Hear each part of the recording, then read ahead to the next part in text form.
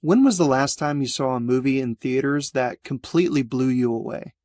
I mean the kind of movie that envelops you in its world, staggers you with top-notch special effects, and has you leaving the theater almost shell-shocked by the journey you just went on with the characters.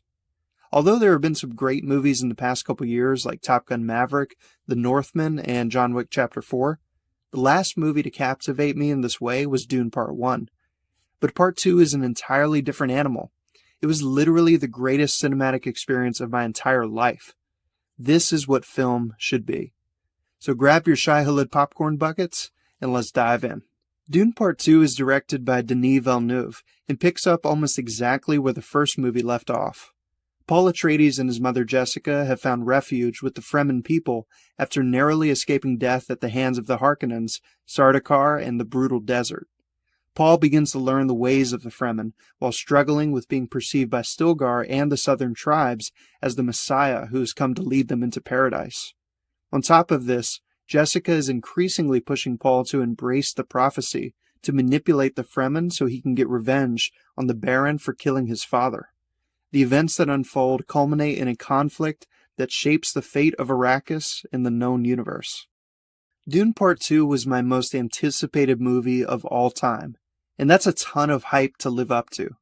But after seeing it in IMAX, I'm elated to say that it is a monumental cinematic achievement in almost every possible way. I think it is one of the greatest sequels of all time. That's not to say that the movie has no flaws, because it does, and I'll get to them at the end of this video. But at most, they are minor annoyances that really didn't detract from my enjoyment of the film at all. So one of the selling points of this movie are the visuals, because they are literally perfect, and I mean that. The grand scope that they capture is so immense, it's truly overwhelming. My jaw unintentionally dropped so many times during this movie that I lost count. The visual effects are done in a way that makes everything feel tangible, and at no point does it look cheap or gimmicky. It's grounded in a way that makes it seem like Arrakis is a real planet inhabited by real people. Denis Villeneuve has such an inspired visual language that is its own character on screen and gives you little insights into the world of Dune. It's one of the many reasons why he's my favorite working director. The ability to convey so much information and feeling through visuals is very difficult to do right, and it's done perfectly in this film thanks to Denis Villeneuve and cinematographer Greg Fraser. They say a picture is worth 1,000 words, and this couldn't be more accurate to how Denis reveals this alien world to the audience. Now, the casting of Dune is simply one of the greatest casts of any movie I've ever seen. Timothée Chalamet is the standout star in this film, and delivers a surprisingly nuanced and powerful performance as Paul.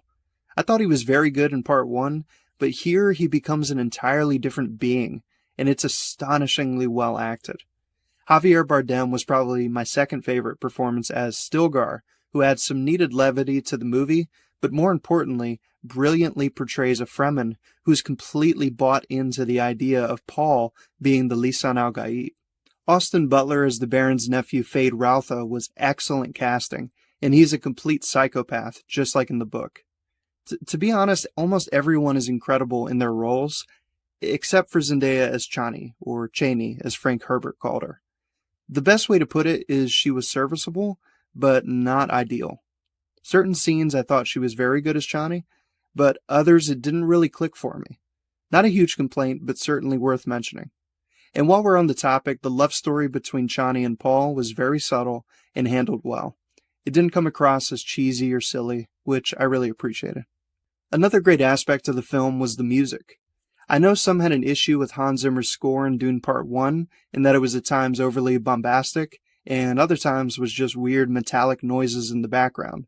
I personally loved it as it made the world seem more alien, but I can understand the criticism. But in Part 2, the music is so well done, and is a little more old school, I would say. The musical theme for Paul and Chani has been stuck in my head for days, and it's really a beautiful melody. The music truly elevates this film and adds to the gravitas of the story. I even heard some awesome electric guitar during the action scenes, which was so cool. Hans Zimmer killed it with the score once again, and I think even improved in many ways from the previous film.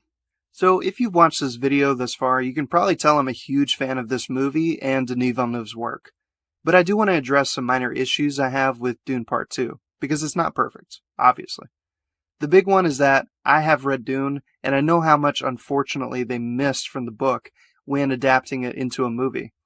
It's a shame because there are some really great scenes and intricate lore to be discovered in the books that is lacking here, especially the fact that Paul received mentat training, which allows his mind to operate on a superhuman level. I know it's a movie, and it is a long one at that, but little details like this help explain a lot about Paul's character and why he's able to accomplish certain things. Also, the ending to the movie is very rushed, and just left me wanting a bit more when it came to certain characters and action set pieces. One of the many reasons why Dune was considered to be unfilmable is the lore is so dense that even two movies at a little over 2 hours and 30 minutes each have barely scratched the surface of the source material. But like I said, these are mostly minor complaints and just made me wish that we could get an extended cut of both movies, although I don't think it's likely. Ultimately, the good far outweighed the bad in Dune Part 2, so I just want to list a couple of details that made this movie such a joy to watch. As an adaptation, I would say this is one of the best ever put to film. In the same way that Peter Jackson's Lord of the Rings movies captured the essence of the source material, despite all the changes and missing material, Dune Part 2 has the same effect. The books are a warning against charismatic leaders and how they can use power to manipulate, and that theme is portrayed perfectly in this movie. The gladiatorial arena scene on Giedi Prime is one of my favorite from the books, and it is hands down one of my favorite from the film as well. Plus, they do something really cool with the black and white color palette, which has such a unique visual quality. I love the idea of the Southern Fremen being more fundamentalists in believing the prophecy of the Lisan al-Gaib, whereas the Northern Fremen aren't so willing to embrace it. It's not in the books, but it's a very good addition that adds more complexity to the film. Also, the hand-to-hand combat is so much better in Part 2. It feels more visceral and intense, and less choreographed. Plus, the ending fight between Paul and Fade Raltha is just epic, and had me gripping my seat the entire time. Plus, it seems like they were actually trying to kill each other and not just dancing around. And I have to mention that when Paul rides the sandworm for the first time, I almost stood up in the theater and cheered him on. It was incredible. Hollywood has been putting out some serious garbage lately. Superhero movies are dying, large studios continue to put out flop after flop, and the overt injection of modern politics into literally everything has left a horrible taste in most audiences' mouths. So maybe this movie looks legendary in comparison to all that trash. Maybe. But I think it's legendary on its own merits, because Denis Villeneuve had a vision for adapting this story that he loves so much. He stuck to his guns and delivered one of the greatest science fiction movies of all time. Great movies have the power to change your perspective on life, to immerse you in an alien world through visual storytelling, and to make you feel like you're a part of a grand adventure, if only for a time. This movie does all that and more, and that's why Dune Part 2 is everything film should be.